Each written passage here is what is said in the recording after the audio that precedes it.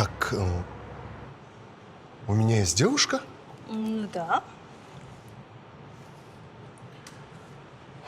А неге мен ол нәрсені білмеймін?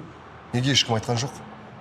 Ну, я хотела прилететь и все рассказать, но твоя мама сказала, что это будет мешать твоему лечению.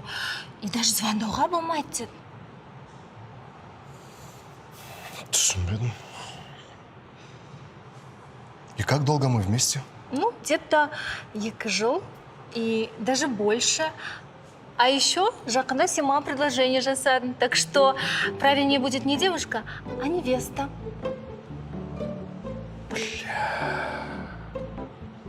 Что-то случилось? Камилла, я? Не, қалай түсіндірсем болады? Мен бұндай ситуацияда қалай әрекет жасау керек екенін білмеймін. Алдымен бәрін түсініп алу керек.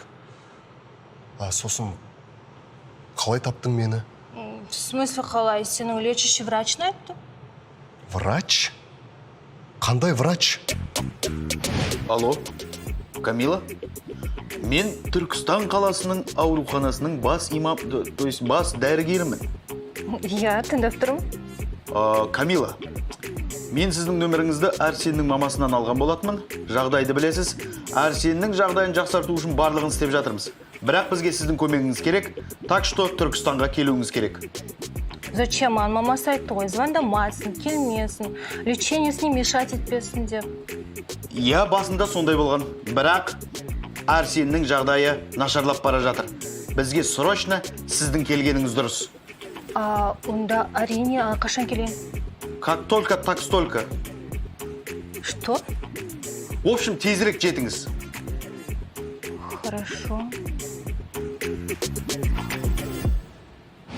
Так, ладно. Былай істейік. Қазір кеш болып кетті. Мен қатты шаршап тұрмын. Сен де жолдан келдің, шаршаған шығарсың, иә? Барып демал, ертең дұрыстап сөйлесеміз. Да, я тоже устала. Пойдем в номер отдохнем. Отдохнем? Так, сен өзіңнің номеріңе, мен өзімдікіне. Пока солай. Ну окей.